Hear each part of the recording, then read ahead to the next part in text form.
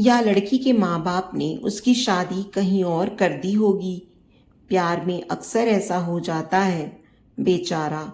फिर एक चुप्पी छा गई थी। लोग फिर आपसी बातों में मशगूल हो गए। वह वहां से उठकर कहीं दूर जा चुका था। उसने उस लड़की को अपने मकान के सामने वाली सड़क से गुजरते देखा था।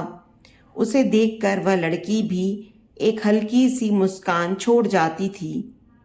वह यहीं के कॉलेज में पढ़ती थी।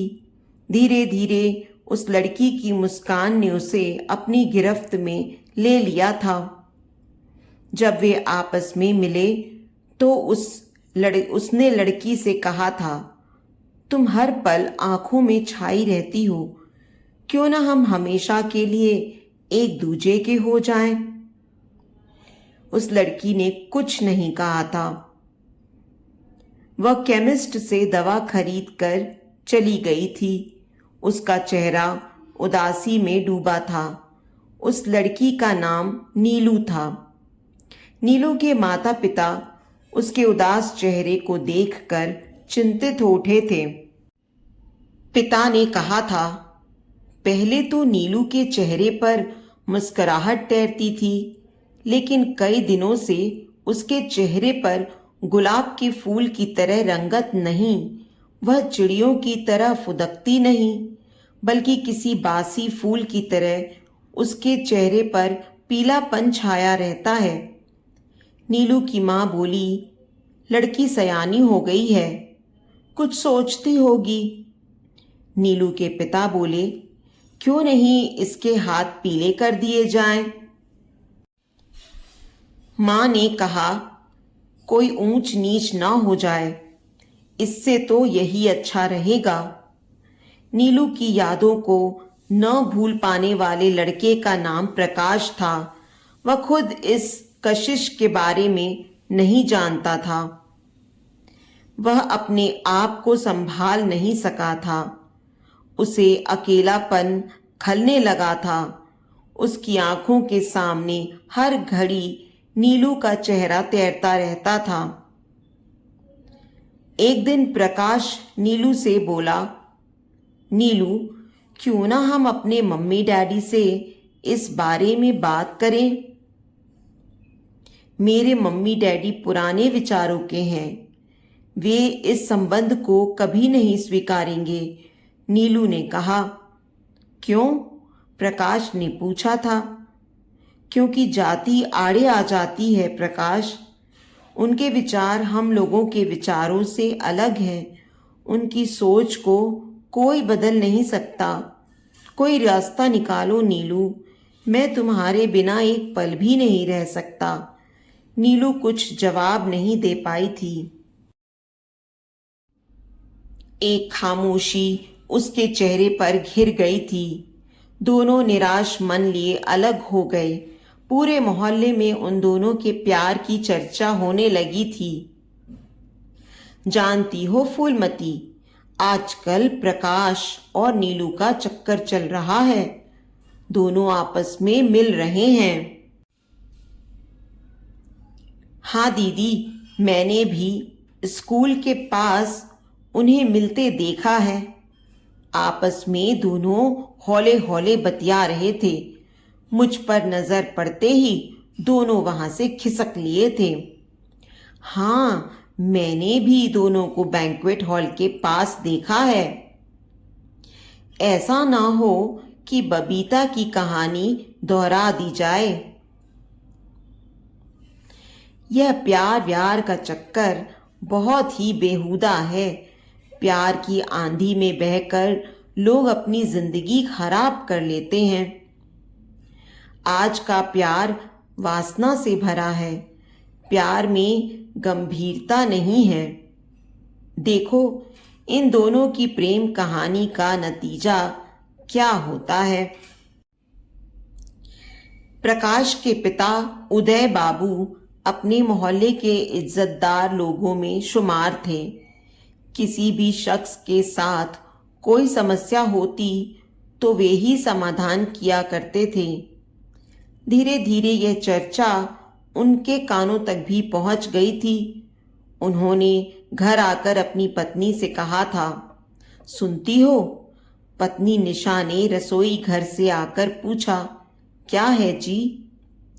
मोहल्ले में प्रकाश और नीलू के प्यार की चर्चा फैली हुई है, उदय बाबू ने कहा। तभी तो मैं मन ही मन सोचूं कि आजकल वह उखड़ा उखड़ा सा क्यों रहता है।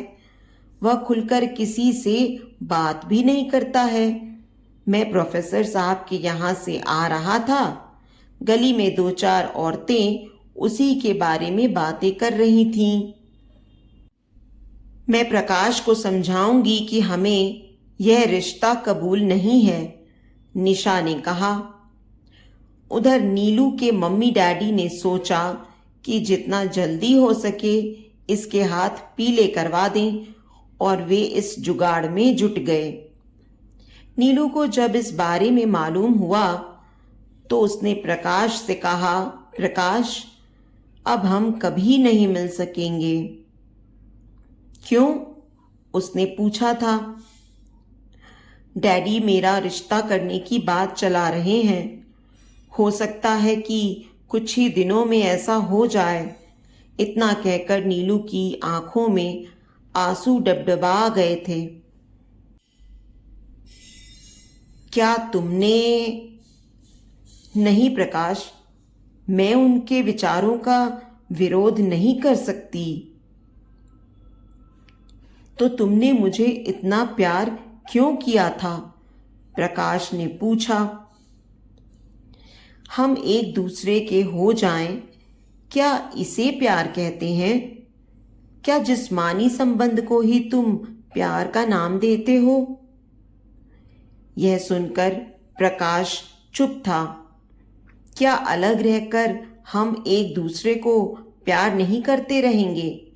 कुछ देर तक चुप रहकर नीलू बोली, मुझे गलत मत समझना। मेरे मम्मी डैडी मुझे बहुत प्यार करते हैं। मैं उनके प्यार को ठेस नहीं पहुंचा सकती। क्या तुम उनका विरोध नहीं कर सकती? प्रकाश ने पूछा। जिसने हमें यह रूप दिया है, हमें बचपन से लेकर आज तक लाड़ प्यार दिया है, क्या उनका विरोध करना ठीक होगा? नीलू ने समझाया। तो फिर क्या होगा हमारे प्यार का? प्रकाश ने पूछा। अपनी चाहत को पाने के लिए मैं उनके अरमानों को नहीं तोड़ सकती। उनकी सोच हमसे बेहतर है। इसके बाद वे दोनों अलग हो गए थे, क्योंकि लोगों की नजरें उन्हें घूर रही थीं। नीलू के मम्मी डैडी की आंखों के सामने बरसों पुराना एक मंजर घूम गया था। उसी मोहल्ले के गिरधारी बाबू की लड़की बबीता को भी पड़ोस के लड़के से प्यार हो गया था। उस लड़के ने बबीता को खूब सपने दिखाए थे, और जब उसका मकसद पूरा हो गया था तो वह दिल्ली भाग गया था। कुछ दिनों तक बबीता ने इंतजार भी किया था। गिरधारी बाबू की बड़ी बेइज्जती हुई थी। कई दिनों तक तो वे घर से बाहर निकले ही नहीं थे। इतना बोले थे, यह तुमने क्या किया बेटी? बबीता मुंह दिखाने के काबिल नहीं रह गई थी। एक दिन चुपके से मुंह अंधेरे घर से निकल पड़ी और हमेशा हमेशा के लिए नदी की गोद में समा गई। गिरधारी बाबू को जब पता चला तो उन्होंने अपना सिर पीट लिया था। नीलू की शादी उमाकांत बाबू के यहाँ तय हो गई थी। जब प्रकाश को शादी की जानकारी हुई तो उसकी आंखों में आंसू डबडबा आए थे। वह अपने आप को संभाल नहीं पा रहा था। प्रकाश का एक मन कहता, मोहल्ले को छोड़ दूं, खुदकुशी कर लूं। दूसरा मन कहता, ऐसा करके अपने प्यार को बदनाम करना चाहते हो तुम? नीलू के दिल को ठेस पहुंचाना चाहते हो तुम? कुछ पल तक यही हालत रहे। फिर प्रकाश ने सोचा कि यह बेवकूफ़ी होगी, बुज़दिली होगी। उसने उम्र भर नीलू की यादों के सहारे जीने की कसम खाई। नीलू की शादी हो रही थी, खूब चहल पहल थी। मेहमानों के आने जाने का सिलसिला शुरू हो गया था। गाजे बाजे के साथ लड़के की बारात निकल चुकी थी। प्रकाश के घर के सामने वाली सड़क से बारात गुजर रही थी। वह अपनी छत पर खड़ा देख रहा था। वह अपने आप से बोल रहा था, मैं तुम्हें बदनाम नहीं करूंगा नीलू, इसमें मेरे प्यार की रुसवाई होगी। तुम खुश रहो, मैं तुम्हारी यादों के सहारे ही अपनी जिंदगी गुजार दूंगा। प्रकाश ने देखा कि बारात बहुत दूर जा चुकी थी। प्रकाश छत से नीचे उतर आया था। वह अपने कमरे में आकर कागज के पन्नों पर दुधिया रोशनी में लिख रहा था, प्यारी नीलू। वे पल कितने मधुर थे जब बाग में शुरू में हम तुम मिले थे। तुम्हारा साथ पाकर मैं निहाल हो उठा था। मैं रात भर यही सोचता था कि वे पल जो हम दोनों ने एक साथ बिताए थे वे कभी खत्म ना हों, पर मेरी चाहत के टीले को जमीन से उखाड़ कर टुकड़े टुकड़े कर दिया गया।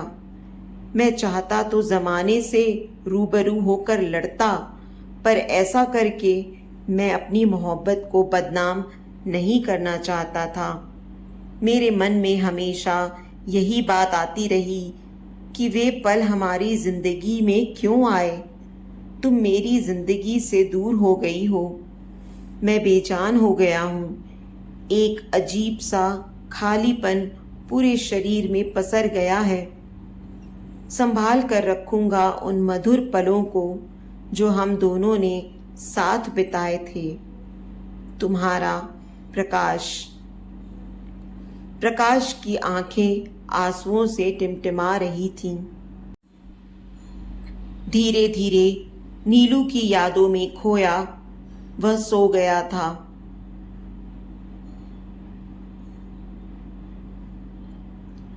तो दोस्तों, उम्मीद करती हूँ आपको आज की हमारी कहानी पसंद आई होगी। कहानी पसंद आई है तो वीडियो को लाइक और शेयर करें। चैनल पर नए हैं तो चैनल को सब्सक्राइब करें और हाँ, नोटिफिकेशन बेल को ज़रूर दबाएं ताकि अगली अपडेट सबसे पहले आपको मिले।